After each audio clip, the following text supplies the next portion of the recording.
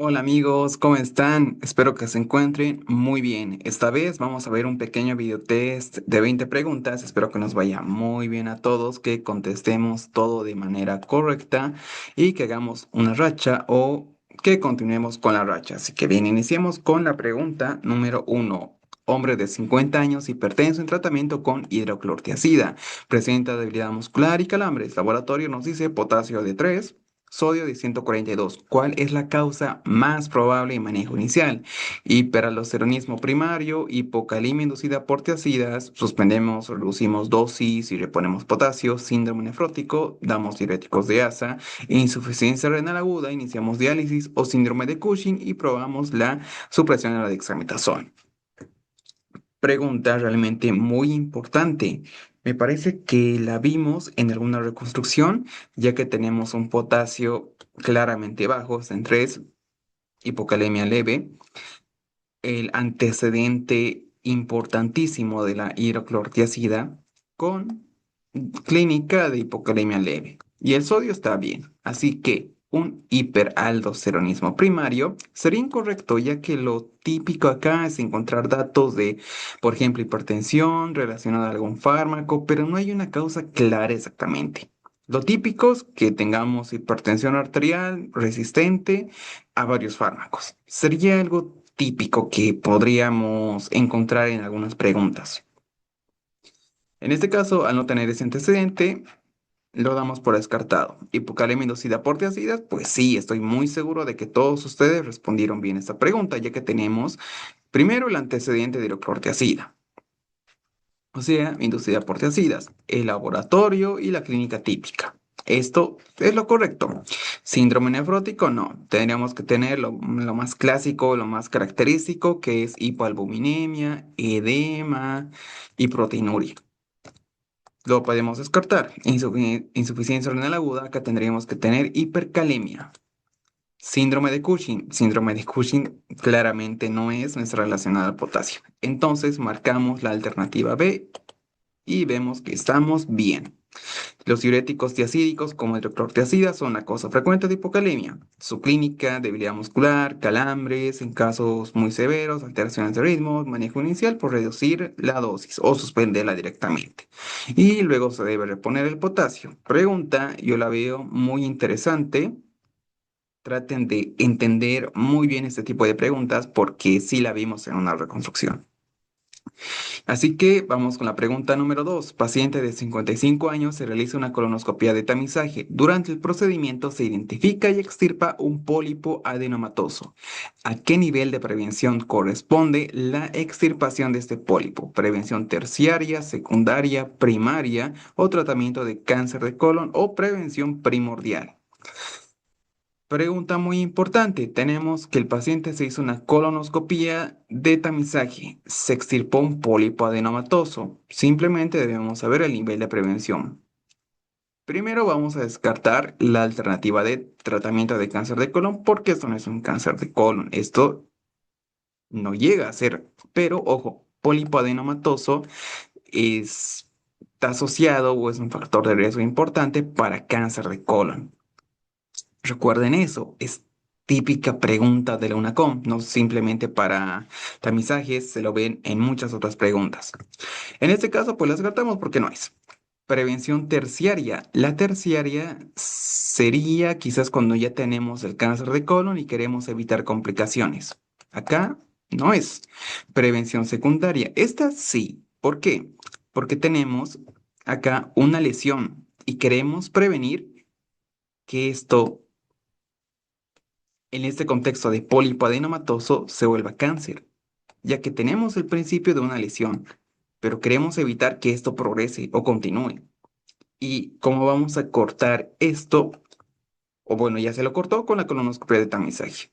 Si evitamos que esto progrese. ¿Por qué? Porque ya tenemos la enfermedad. Y esa es la diferencia con la prevención primaria. En la primaria no tendríamos que tener el pólipo adenomatoso, ya que la primaria se encarga de evitar la enfermedad desde el inicio. ¿Y esto cómo se lo hace? Tal vez con dieta, lo típico es las vacunas, pero acá nos interesa la prevención secundaria para evitar que esto progrese a cáncer de colon.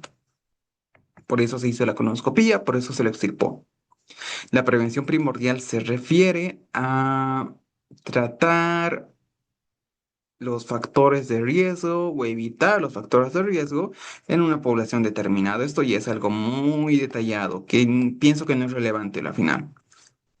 Vamos a marcar la alternativa B y estamos en lo correcto. La colonoscopia de tamizaje es un ejemplo clásico de prevención secundaria, ya que su objetivo es detectar lesiones precancerosas o neoplasias en etapas tempranas. Recuerden esto específicamente para neoplasias. También nos dice que se puede identificar durante el procedimiento, se identifica pólipos adenomatosos. Bueno, esto ya es contexto de la pregunta. Se realiza polipectomía, entonces ya se interrumpe esta secuencia. Eso es lo que les dije, pero de una manera mucho más práctica, diría yo. Entonces, el tamizaje colonoscópico no previene la formación inicial del pólipo, sino sería prevención primaria. Exactamente. Aquí hubiera sido tal vez algo de la dieta, prevención primaria, pero no es el caso. Yo resalto mucho esta parte de la explicación, lo inicial, es muy importante. Pregunta altamente rentable para el UNACOM.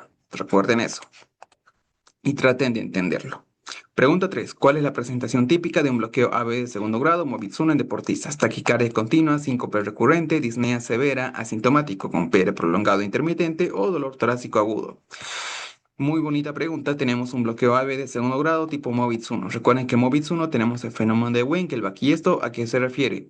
Tenemos un PR acá, la acá, acá. ¿Esto qué quiere decir? Que se alarga cada vez hasta que una onda P ya no va a conducir el QRS. Sencillo. Y ese es el fenómeno de Wenkelbach. Una explicación sumamente concisa y rápida. Taquicardia continua, no. Es bloqueo. Nos tiene que dar bradicardia. Síncope recurrente, solo vemos en bloqueos, tal vez de segundo grado, pero Movitz 2, en un AB completo, disnea severa, que igual la podemos ver en un completo, puede ser asintomático con pera prolongada, esto es lo correcto. Pera prolongado intermitente se va alargando cada vez más y lo más típico es que sean asintomáticos. Dolor torácico agudo, esto es relativo. Acá nos dice que es asintomático y sí, mayormente vienen asintomáticos, pero también puede venir con cierto dolor torácico, pero bueno, acá no nos interesa esto, nos interesa la presentación más típica y esa sería asintomático. Entonces vamos a marcar la alternativa D y estamos en lo correcto. En deportistas, el bloqueo AB de segundo grado tipo Movitz 1 puede aparecer como hallazgo asintomático de reposo con PR prolongado intermitente y pausas cortas sin compromiso hemodinámico. Se explica por el alto tono vagal durante el reposo y el entrenamiento que provoca bradicardia y fatiga transitoria del nodo AB. No requiere marcapasos. Marcapasos se instala y en un Movitz 2, en un completo, o en un bloqueo AB completo. Recuerden eso, son detalles que hacen la diferencia. Vamos con la pregunta número 4. ¿Qué hallazgo de laboratorio es característico de infecciones helmínticas? Eosinofilia periférica, anemia hemolítica, neutropenia, trombocitosis, linfopenia. Eosinofilia periférica. ¿Será? Pues sí. Helmínticas, parásitos. Es la asociación más fácil que podemos hacer. Entonces, para una eosinofilia periférica, pues sí es lo correcto, porque está asociada a parasitosis. En fin de cuentas, lo pueden relacionar, esto nos enseñan desde la universidad, pregunta muy sencilla. Anemia hemolítica, ¿qué parásito podría provocar anemia hemolítica? ¿La malaria, quizás? ¿Podría ser? Neutropenia, está asociada a bacterias. Trombocitosis, esto va por ustedes. ¿A qué patologías, a qué enfermedades podría estar relacionado la trombocitosis? Puede ser en un contexto de parásitos, ya que estamos no sé, viendo una pregunta asociada a esto. Déjenlo en los comentarios, porque me parece una pregunta quizás importante. El linfopenia, a virus, sencillo. Entonces vamos a marcar la alternativa A y estamos en lo correcto. La eosinofilia es un hallazgo frecuente en infecciones por elementos tisulares o migratorios como Ascaris, Strongyloides, Trichinella, ya que los eosinófilos participan en defensa inmunitaria contra parásitos multicelulares. Eso es lo que todos sabemos, lo que nos dicen desde la universidad. Así que, súper sencilla la pregunta. Vamos con la pregunta número 5. Niño con púrpura localizada en glúteos y muslos, artralgias y hematuria microscópica. ¿Qué prueba sería más útil inicialmente? Biopsia hepática, test de COMS, directo, radiografía de tórax, biopsia ganglionar o sedimento urinario y función renal. Pregunta muy bonita, ya que tenemos un niño con púrpura en glúteos, muslos, más artralgias, más hematuria. Esto es un paciente típico prototipo de ¿qué? Púrpura más, bueno, la localización en un niño y hematuria microscópica, que yo lo veo el dato más relevante, se refiere a púrpura de Scholling-Enoch, lo típico. Paciente prototipo, paciente típico de esto. Entonces, hago énfasis en la hematuria microscópica porque la principal complicación de la púrpura de Scholling-Enoch es la afectación de la función renal. En ese sentido es que vamos a ver las alternativas nuevamente, biopsia hepática, no es relacionado para nada con el hígado, test de Coms tampoco, radiografía de tórax, lo típico, no. Tal vez algo más raro que afecte los pulmones, que puede haber, pero sería muy, pero muy raro. Típico no es. Biopsia ganglionar en caso de linfomas, en este contexto no. Sedimento urinario y función renal, pues sí. Pregunta muy interesante y siempre deben recordar este tipo de asociaciones, especialmente en este tipo de patologías que son un poco raritas. Niño con púrpura palpable y artralgias, la afectación renal es la complicación más frecuente de la púrpura de Scholz-Enoch. La evaluación del sedimento urinario y la medición de creatinina sérica permite determinar la gravedad. La presencia de hematuria y proteinuria en el sedimento urinario indica la afectación renal activa y los niveles elevados de creatinina sugieren una nefritis moderada o grave. Pregunta súper importante. Vamos con la pregunta número 6. ¿Qué son las sinequias vulvares? Quiste de Bartolino, prolapso uterino, neoplasia vulvar, infección bacteriana de la vulva o adhesión de los labios menores entre sí. Pregunta sumamente sencilla. Quiste de Bartolino es algo propio, es un quiste en las glándulas de Bartolino. Prolapso uterino sería que el útero salga a través de la vagina. Neoplasia vulvar, tumor. Infección urinaria de vulva, no, perdón, infección bacteriana de vulva, vulvitis y adhesión de labios menores entre sí, pues esa es la correcta. No hay donde perderse con esta pregunta, ya vimos todas las alternativas, un breve pantallazo, pero a la final siempre debemos ver los datos más importantes en el examen de la UNACOM. Así que acá nos quedamos con la adición de labios menores entre sí. Y la explicación nos dice que las sinequias vulvares son la función parcial o completa de los labios menores. Secundaria, procesos inflamatorios y a baja estimulación estrogénica. Esa baja estimulación estrogénica es el dato más relevante. Recuerden esto, es lo más relevante. Son más frecuentes en niñas prepuberales debido a la deficiencia fisiológica de estrógenos antes de la pubertad. Se asocia a irritación local repetida, infecciones vulvovaginales, puede ser como hitos recurrentes, podría ser también. Clínicamente se manifiesta con dificultad para la higiene, irritación, guarda vulvar, infecciones urinarias recurrentes. Resalto esto porque es algo muy importante, muy relevante para recordar. El diagnóstico es clínico mediante inspección directa de la vulva, evidenciando la función de los labios menores, con preservación de clítoris. Pregunta muy importante. Y en casos leves pueden resolverse espontáneamente, mientras que en formas extensas puede requerir tratamiento tópico con estrógenos o separación quirúrgica. Vamos con la pregunta número 7. ¿Qué vitamina liposoluble deficiente provoca ceguera nocturna y xeroftalmia? Niacina, vitamina A, vitamina K, vitamina D, vitamina E. Súper importante. Niacina, que se refiere a la vitamina B3. B3. Esta está asociada ¿a qué? A la pedagra. Y esto, recuerden las Ds de dermatitis, diarrea. ¿Qué otras Ds más hay? Son todas las Ds, pero no es. Vitamina A, sí, vitamina A es de la visión. Y en este caso, si está deficiente, pues nos dará ceguera nocturna y xeroftalmia. Sencillo. Vitamina K, hemorragias. Vitamina D, en niños raquitismo, en adultos osteomalacia. Vitamina E, esta es ya un poco más rara, pero nos puede dar neuropatías. Entonces simplemente vamos a marcarla. La alternativa B, vitamina A. La vitamina A es fundamental para la formación de rodopsina en el ojo para el mantenimiento de la salud epitelial e inmunitaria. Su carencia produce manifestaciones oculares y sistémicas. Tenemos ceguera nocturna, seroftalgia, aumenta su sensibilidad a infecciones y su tratamiento será con retinol oral o palmitato de retinilo. Sencilla la pregunta y muy importante. Pregunta número 8. ¿Qué medida recomiendas para reducir el reflujo laringio-faringio en laringitis crónica? Ejercicio diario vigoroso, uso de descongestionantes nasales, ingesta alta de lácteos, elevar la cabecera de la cama y dieta sin irritantes o aplicación de frío local. En este caso, para reflujo laringofaringio en laringitis crónica, lo podemos, obviamente, no es lo mismo, pero sí muy parecido al reflujo gastroesofágico, ya que en este caso, como medidas no farmacológicas, son parecidas. Obviamente en la clínica sí cambia, porque esto nos da como dice, la laringitis crónica. Esto lo ve más el otorrino.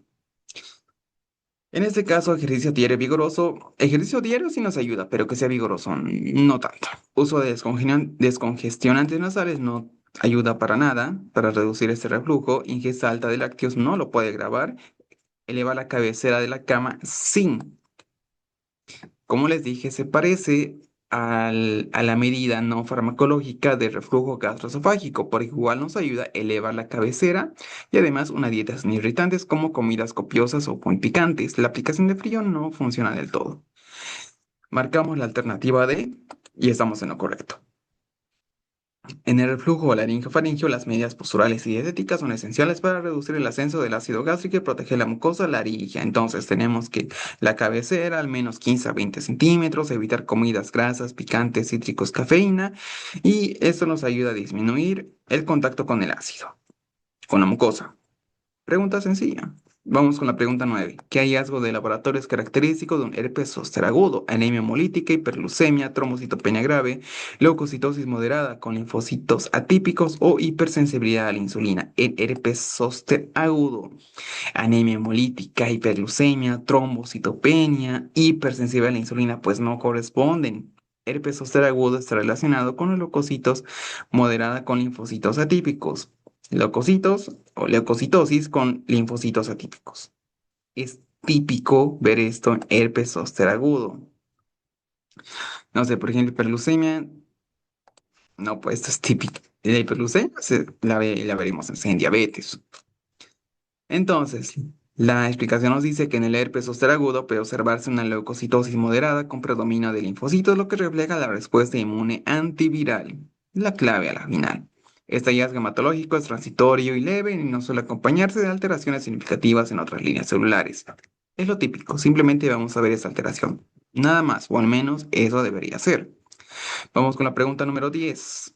Una pregunta larga. Niño de 5 años presenta un retraso significativo en la adquisición del desarrollo del lenguaje y desarrollo del lenguaje. Su vocabulario es limitado, construye frases muy simples para su edad y comete errores gramaticales frecuentes. Su audición es normal, no presenta alteraciones neurológicas evidentes, su desarrollo sociocomunicativo e intención comunicativa es adecuado y su inteligencia no verbal está en rangos normales. ¿Cuál es el trastorno del lenguaje más probable? Trastorno del desarrollo del lenguaje o trastorno específico del lenguaje, discapacidad intelectual, mutismo selectivo, trastorno del espectro autista, hipoacusia neurosensorial. Pregunta que pareciera compleja, pero está sencilla. Vean, hipoacusia neurosensorial. ¿Tenemos datos de hipoacusia?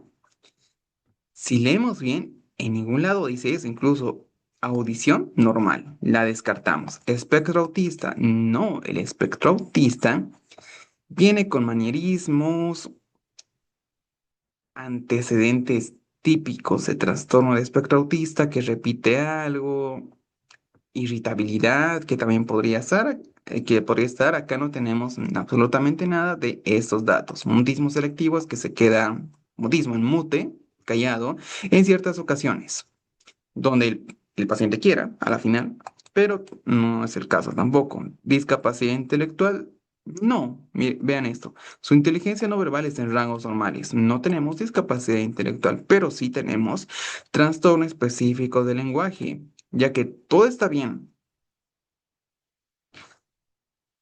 Solo pasa que retraso significativo en la adquisición del desarrollo del lenguaje. Vocabulario limitado, frases muy simples para edad y comete errores gramaticales frecuentes. Todo lo demás está bien.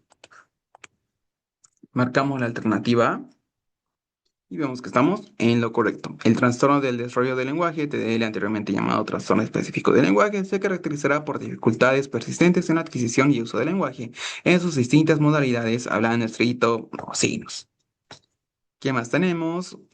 Que mostrarán el desarrollo del lenguaje inferior a lo esperado, pero todo lo demás debería estar bien. Eso es lo que lo diferencia de las otras alternativas. Vamos con la pregunta número 11. ¿Qué estudio complementario tiene alta sensibilidad para vegetaciones? Radiografía de tórax, gamografía ósea, tomografía de tórax, ecocardio transesofágico o electrocardiograma. Sencillo, para vegetaciones. Vegetaciones. Esta pregunta está sencilla, está súper sencilla, pero es importante. Ya vamos a ver por qué. Radiografía, obviamente, acá en la radiografía no vamos a ver vegetaciones. A no ser que haya una complicación, tal vez gamografía ósea, esto nos ve tumores óseos, tomografía de tórax, tampoco nos ve específicamente vegetaciones, ecocardio transesofágico, sí, eso es lo típico. Y el electro que tampoco nos ve vegetaciones, solamente los cambios que habrá en el ritmo. Pero nos quedamos con la alternativa D y veamos por qué. Supera Perdón, el ecocardio transesofágico es mucho mejor que el transtorácico para detectar lesiones valvulares. Y esto la vemos en donde específicamente donde tiene más sensibilidad o donde es muy, pero muy usado es en endocarditis infecciosa. Recuerden esto. Es realmente muy importante saber que el ecocardio transesofágico será el gol estándar en endocarditis infecciosa. Tiene una alta sensibilidad para ver vegetaciones, abscesos, perforaciones. Permite evaluar de manera detallada la anatomía cardíaca y sus complicaciones. Datos muy, pero muy importantes. Vamos con la pregunta 12. ¿Qué acción puede constituir mala praxis profesional ético legalmente? Omitir, informar riesgos de un procedimiento, derivar a especialista, entregar información completa, firmar historia clínica o actualizaciones o actualizar conocimientos. Pregunta sencilla, ya que absolutamente cuatro de esas alternativas serán es lo que debemos hacer, pero una es mala praxis profesional, que es omitir informar riesgos de un procedimiento. También se lo puede confundir con negligencia, pero recuerden que son conceptos diferentes. Vamos a marcar la alternativa A, que es omitir informar riesgos de un procedimiento y vemos que estamos bien. La omisión de informar riesgos relevantes en un procedimiento médico vulnera el consentimiento informado y constituye una falta ética y legal al atentar contra el derecho del paciente de decidir libremente sobre su tratamiento. Privar al paciente de esta información anula la validez del consentimiento y viola el principio de autonomía. Puede derivar en demandas por negligencia médica, en sanciones. Recuerden que estos temas son muy, pero muy importantes.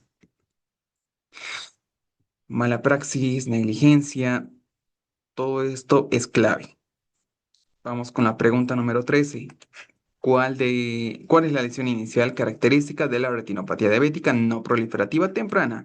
Neovascularización de la retina, hemorragia vítrea, microaneurismas, desprendimiento de retina traccional o edema macular clínico. La neovascularización de la retina, pues no, eso se ve en la proliferativa. La descartamos. Hemorragia vítrea. La hemorragia vítrea también puede ser complicación de la proliferativa. Microaneurisma sí está en la no proliferativa, desprendimiento también puede ser complicación en la proliferativa y edema macular clínico, igual la vemos en la no proliferativa. Pero la inicial, ¿cuál será? Me parece que es edema macular clínico y ya luego será los microaneurismas. Entonces vamos a marcar la alternativa E y y era microaneurismas. Vemos por qué la retinopatía diabética no proliferativa temprana se caracteriza por microaneurismas que representan el hallazgo patológico más precoz en el fondo del ojo. Son pequeñas dilataciones focales de capilares retinianos visibles como puntos rojos, y sí, eso es lo característico en el fondo de ojo, que se lo ve como puntos rojos. Pero bueno, recuerden que es la primera, perdón, la lesión inicial en etapas tempranas. Dato clave. Vamos con la pregunta número 14. Paciente con VIH en targa, en tratamiento con carga viral indetectable, presenta elevación de la ALT aislada, o sea, de la transaminasa. ¿Qué causa debe descartar primero? Cirrosis biliar primaria, toxicidad por estatinas, colangitis esclerosante primaria, hepatitis viral por coinfección, virus de hepatitis B o C, y esteatohepatitis no alcohólica. Cirrosis biliar primaria sería muy raro y no está asociado. Toxicidad por estatina, no tenemos antecedente de uso de estatinas. Colangitis biliar primaria, al igual que la cirrosis biliar primaria, sería muy raro. Que no convence en un paciente con VIH tampoco. Es hepatitis viral con coinfección. Esta sí, tenemos elevación de la ALT, que es una transaminasa a la final, y puede haber cierta correlación ya que el paciente es un paciente VIH en tratamiento. Esteatohepatitis no alcohólica también podría ser, pero acá cambia el contexto. ¿Por qué? Igual puede elevar la ALT, pero en VIH no. Sería más asociado a hepatitis viral por coinfección de virus de hepatitis B o C. Pregunta importante. Vamos a marcar la alternativa D y estamos en lo correcto. En pacientes con VIH que presentan supresión viral adecuada, pero elevación de transaminasas, es fundamental considerar la coinfección con hepatitis B o C como causa principal debido a las rutas de transmisión compartidas. Tenemos que otros datos clave, que habrá hepatotoxicidad farmacológica por antirretrovirales, estatinas u otros medicamentos. Pienso que es esto ya un detalle clave, pero lo más importante es esta asociación que hay de otros virus con el VIH. Vamos con la pregunta 15. ¿Qué hallazgo en el electro es más característico de hipercalemia severa? Depresión del PR, ondas U prominentes, onda T picuda y ancha, elevación difusa del ST o bloqueo AB completo. Depresión del PR la vemos en qué? Pericarditis aguda. Ondas U prominentes. Esto en hipocalemia. Onda T picuda y ancha. Esta es lo correcto. Hipercalemia severa. T picuda. Mientras más severa sea, la T se vuelve más picuda y más ancha. Elevación difusa del ST, también pericarditis aguda, bloqueo AB completo, en que vemos un bloqueo AB completo, en bloqueo AB completo, en síncope podría ser. Simplemente vamos a marcar la onda T picuda y ancha y vemos que estamos bien. Y ese es el hallazgo característico de la hipercalemia severa en el electro. Ondas T altas, picudas, bases estrechas de inicio que pueden ensancharse a medida que progresa la elevación del potasio sérico. Estas ondas suelen ser simétricas, de gran amplitud, mejor visible en derivaciones precordiales, pero acá la clave es que mientras más aumente el potasio, se vuelven más picudas, más anchas.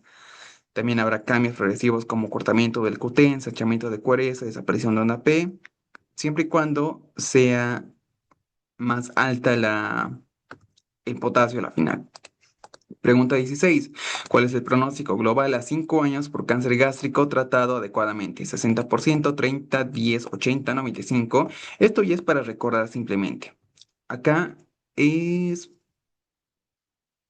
entre 30 y 40 me parece. Acá no tenemos 40, no tenemos en rangos, pero bueno, 30 es lo que más se acerca. Incluso 30-50 me parece que es, así que es un rango medio alto, pero vamos a marcar 30, que es lo más cercano, y estamos bien. La supervivencia a 5 años, 30%. Esta pregunta sí es muy detallada, si son cosas que debemos recordar de epidemiología. Tal vez para cáncer gástrico sea algo raro, pero recuerden, en las neoplasias más comunes sí debemos recordar algo de epidemiología. Ya en cosas mucho más raras, pues ya lo podemos dejar como algo secundario tal vez. Pero acá simplemente será que se sitúa o es el 30% de la población. que tienen la supervivencia de los 5 años. Vamos con la pregunta número 17. Mujer de 72 años consulta por cefalea temporal de inicio reciente, hipersensibilidad del cuero cabelludo y claudicación mandibular. Refiere además episodios de amaurosis fugaz. Al examen se palpa arteria temporal dolorosa, engrosamiento de la VHS. 110. Derivar a oftalmología y esperar evaluación especializada. Iniciar anticoagulación oral preventiva. Indicar antiinflamatorios no esteroidales. Iniciar corticoides a altas dosis, solicitar biopsia de la arteria temporal y esperar resultado antes de tratar. Pregunta súper compleja, pero a la vez muy buena. Acá tenemos que arteritis de la temporal podrá ser, adulta mayor, cefalea temporal, claudicación mandibular, la VHS 110, o sea, es típico todo esto. Derivar a oftalmología, no, aún no. Eso es una emergencia. Y como emergencia, ¿qué debemos hacer? Anticoagulación no tiene nada que ver acá. Antiinflamatorios no sería de inicio. Corticoides sí, porque esta es una emergencia. Biopsia la podríamos hacer, pero no tendríamos que esperar. Como les dije, esto es una emergencia. Sí, podemos solicitar biopsia, pero debemos tratar inmediatamente. Y esto se lo hace con corticoides. Entonces, estas arteritis de células gigantes o arteritis de la temporal se dará en pacientes adultos mayores. Su clínica, que es todo lo que vimos en este caso, se asocia a polimialgia reumática. El diagnóstico es la VHS muy elevada, que es el gol estándar a la final hacer la biopsia, pero que al ser una emergencia sí o sí debemos tratar primero. Pregunta 18. ¿Qué signo local orienta a necrosis cutánea en celulitis severa? Mácula púrpura con anestesia y bordes netos, eritema difuso sin cambios de color, pápula pruriginosa, escamas secas y prurito, vesículas llenas de líquido claro. Para necrosis cutánea en celulitis severa, esto ya es algo complejo. Vesículas llenas de líquido claro, no, esta la vemos, no sé, en acné, por ejemplo. Escamas secas y prurito, ¿suena eczemas, tal vez? Pápulas pruriginosas, ¿en qué patología podemos ver pápulas pruriginosas? Son muchas, muchísimas.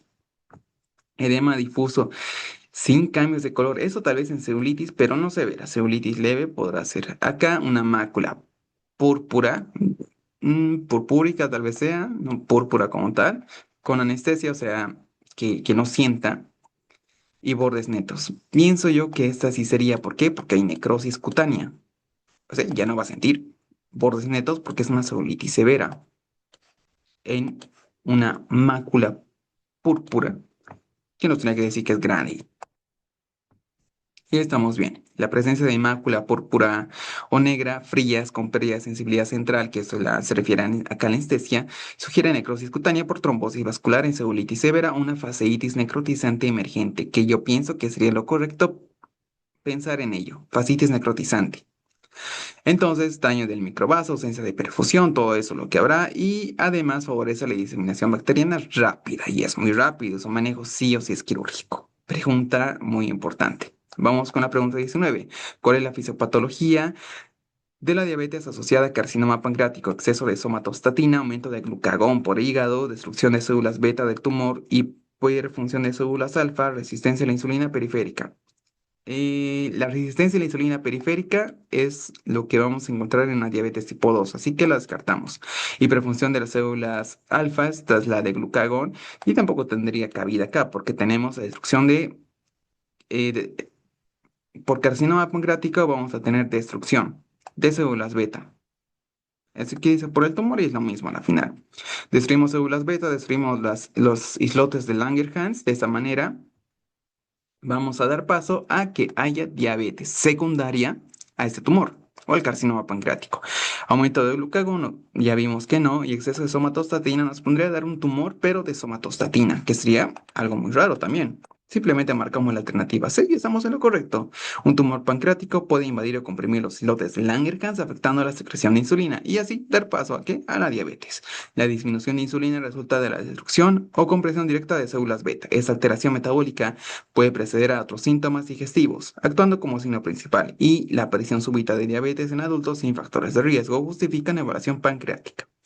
Pregunta 20. ¿Cuál es la alteración hormonal que contribuye al desarrollo de síndrome metabólico en mujeres con SOP? Síndrome de ovario poliquístico, aumento de andrógenos, disminución de insulina, aumento de estrógenos, disminución de cortisol, disminución de leptina. La leptina es la hormona del hambre o está relacionada al hambre. Y en este caso, pues no tiene relación con el SOP. Disminución de cortisol tampoco. Los estrógenos elevados, pues sí tienen relación, pero no sería lo más específico o lo más importante. Disminución de la insulina sería lo contrario. Hay aumento o hay resistencia a la insulina, pero la clave acá es el aumento de andrógenos. Eso explica mucho, pero mucho del SOP. Entonces, en mujeres con síndrome de ovario poliquístico, la hiperandrogenemia y la resistencia a la insulina favorecen el desarrollo del síndrome metabólico. Estos andrógenos elevados promueven la adiposidad central. ¿Qué más? La resistencia a la insulina agrava la hiperandrogenemia. Todo eso es un ciclo a la final. En fin, espero que hayan respondido bien todas las preguntas. Vimos que estaba sencillo, preguntas muy importantes y a la vez que yo diría que recuerden más que todo las primeras preguntas que eran, yo pienso, las más rentables para Lunacom. Y estoy seguro que muchos respondieron bien esa pregunta 13, que sí estaba algo compleja. En fin, nos vemos en otro pequeño videotest y sigan o sigamos estudiando. Adiós.